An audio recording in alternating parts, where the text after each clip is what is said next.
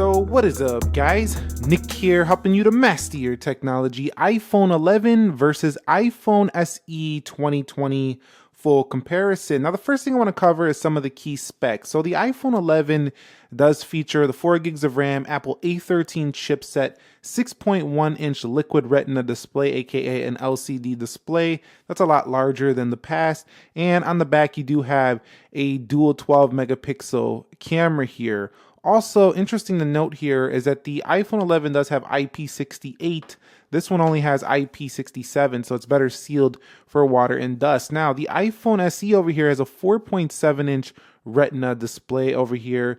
It does have a single 12 megapixel camera capable up to 4K 60, no ultra wide here, an Apple A13, and 3 gigabytes of RAM. So the specs are definitely a little bit inferior there on the SE, but the price is also a lot cheaper than the iPhone 11. So that's the thing you got to keep in mind. We're looking at $699 for the 11, $399 for the iPhone SE. That is a big difference, but is the 11 worth that extra money? We're going to talk about that here. Now, the body, which one is going to be the better body? Well, I think that, the body of the iPhone 11 can be a little bit big for some people, but overall, I don't think it's too big. I think it strikes a nice balance between not being overly big, but big enough to feel like, okay, I upgraded my iPhone of the past. Now, if you come in from an older iPhone, it's going to feel like a huge update in size, and watching videos and playing games and using apps, the iPhone 11 will feel like a nice update.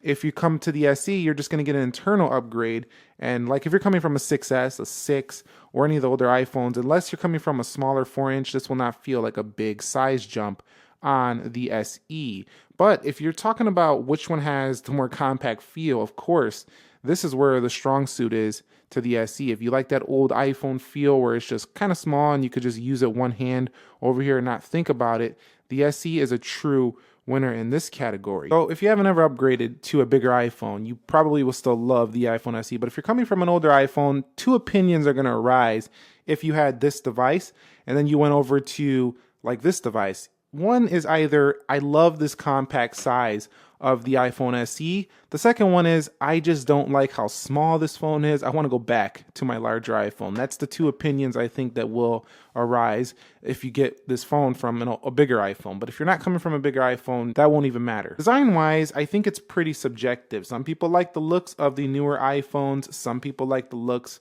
of the older iPhones. One thing I will say is the white is more white on here on the iPhone SE than the white on the iPhone 11. The iPhone 11's white's a little creamy. This one is definitely super white here, like white out that you will put on paper. But in terms of design, some people dislike these huge cameras on the rear. Some people love these cameras on the rear. Some people like the cleaner single lens. Some people really like how Apple just moved these Apple logos down to the middle. But you can see both of them do not have iPhone logo on the back, just Apple logos there. But the front is where things really get interesting. And some people do not prefer the notch. Some people don't care. Some people like that all-screen look. Some people don't care about these bezels. They just like the compact classic iPhone. So it's really subjective. But I think when it comes to current times, the iPhone 11 definitely feels more the times than the iPhone SE. Now, when it comes to Touch ID versus Face ID, which is the better option here? Well, I can tell you that Touch ID is definitely a little bit faster than Face ID, but Apple themselves even have claimed that Face ID is more secure than Touch ID. It's harder to break than Touch ID, so Face ID for me is the win. I think it's also more convenient as long as you're not wearing a mask. If you are wearing the mask, then Touch ID is probably going to be more convenient, but if you're wearing gloves and a mask, then they're both going to have some issues there. But there is workarounds. Just don't wear gloves when you're going to use Touch ID, and don't wear a mask temporarily while you unlock your iPhone. Of course, you can put in passcodes, but for me, I think that unlocking with your face is actually more convenient. But Touch ID can sometimes be more convenient, like if you're pulling it out of your pocket and you don't want to look at the phone. I think Touch ID is less likely to fail as well. It just always works every time. Whereas if you look at the iPhone 11 on the wrong angle, you might actually not be able to unlock it really fast. So there are pros and cons to both. So when it comes to software, they're both rocking iOS 13.4.1. And when it comes to just everyday usage, what's really different is the software experience of these two.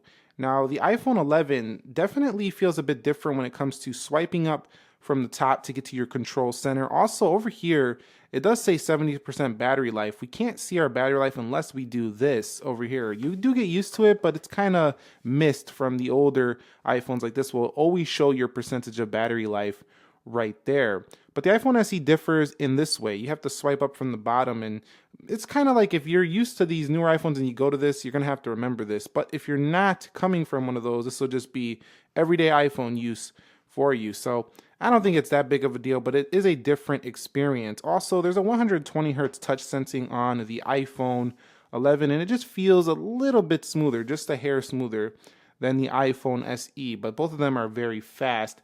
The gesture experience, though, is something that you might like. Say you're in an application and you want to swipe out of the application, definitely feels very smooth versus this capacitive home button right here. Now, a lot of people do like the home button. I'm not saying it's a bad thing, but it takes a click versus the, swiping out. Now, I know some people are going to say, no, there's no physical click there. I know, but it's still, you still have to press something here on this phone over here versus just a nice smooth swipe away on the iPhone 11. Now, when it comes to displays, both of them do have very nice displays. They're not the best on the market by far, but they are nice LCDs that are very well calibrated, and they do have True Tone, Dark Mode, and Night Shift. Both of them get equally bright, and both of them do have the same 326 ppi, but the iPhone SE technically has less pixels. It does have 1334 by 750, whereas the iPhone 11 does have 1792 by 828 pixels. It's more pixels, but because it's on a larger display, it's not really that much higher res. It's actually about the same res as the iPhone SE, so essentially you're getting the same type of text. However, when you are browsing, there is definitely more screen space on the iPhone 11 for you to go ahead and read. So while they do have basically the same resolution, still, there's more space to read on the iPhone 11, so that can be a deal breaker if you want more space to use your phone. Also, again, in video, you're going to have a bigger video watching experience for the 11. Now, they're also pretty similar in the haptics, so if we hold down weather, for example, there's no 3D touch on either of these. They take equally as long. I don't really prefer this whole haptic press versus 3D touch. It was faster before, but I understand why Apple went there. It does save them on parts, and you could see right there, camera pretty similar, so you do have that similarity there. Also, you'll notice that the iPhone 11, the 10R, the 10, they all have bigger power buttons than the iPhone SE over here. The iPhone SE does have a little power button right there. Not that it really matters on a phone this size, but it's just something to note.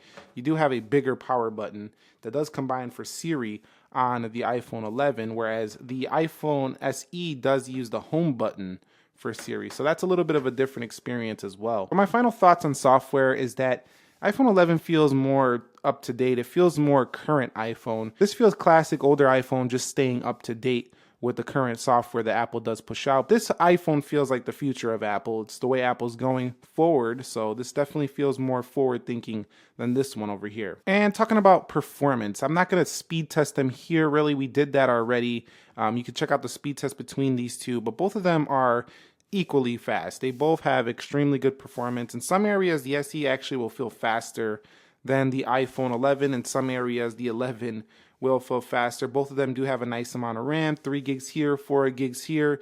Nothing too impressive, but still, they're fine. They don't really have a big difference. But I will say one thing, that coming home with them gesture just feels a little bit quicker than the home button over here. But in terms of processor performance, both can run games at an equal performance, both benchmark pretty similar. So you're not really winning out by picking either with performance. It's about the same. But when it comes to the storage, the iPhone SE definitely offers more storage for cheaper. Not that it offers more capacity. You can get both of them up to 256 gigs, but the iPhone SE will give you more for cheaper. So you can get the iPhone SE with 256 gigs for less than the iPhone 11 with 64 gigs. So you have to keep that in mind if you're looking for a value proposition with the storage. Okay, so let's move on to their cameras. So we have the red iPhone SE right there. Now, when it comes to just taking a photo, one thing you're going to notice about both of these is that they offer basically the same type of performance on the single camera. Although the iPhone 11 does have an ultra wide, whereas this one is sticking with the single. So you got to get a little bit more creative. You have to walk back if you want a wider shot here. But the software is also equally about the same. If we go to video, you can go up to 4K 60 on here, and you could change it right from the camera itself. Over here for the SE, you can also change it right there. Also, the way that they do operate is essentially the same. You swipe up and you could go over here. You could change the 16:9 on both. You can get the square mode. Everything is about the same operation. You go over here to portrait. You have similar portrait modes as well. Natural light. You'd have studio light, contour light. It's pretty similar here. So you're not going to notice too much of a difference unless you're missing out on that wide angle from the iPhone 11. However, what you will notice a big difference is the front-facing camera, where the iPhone 11 destroys the SE doing 4K 60. It's immediately evident when you put these side by side. The iPhone 11, you gotta pick if you're gonna be vlogging from your iPhone and you want best quality from the front-facing camera. You don't want to use the rear camera and not be able to see yourself. This is gonna be the phone to pick, the 11 over the SE. The SE will still do a pretty good job, but it's not gonna beat out the 11 there. Also, one thing you should keep in mind is that the iPhone 11, it's not gonna show it right now. Let me see if I can get it to activate. But the iPhone 11 does have a night mode. The iPhone SE does not have a night mode. So if you take pictures in the dark and you want to get a little bit more brightness, yeah, you're going to want to use the iPhone 11. It's going to be the winner. But I think for the money, the iPhone SE is giving you an incredible camera value for this money. It's one of the best budget cameras you can buy on any phone with incredible video quality. But for me, the pick is definitely the 11. So I'm going to show you a couple of samples here. Take a look at these and let me know your thoughts on both of them. So here's an example of the iPhone 11. You can kind of see its 4K video with the windmill. And you're going to see the iPhone SE kind of looks pretty similar to these overall results.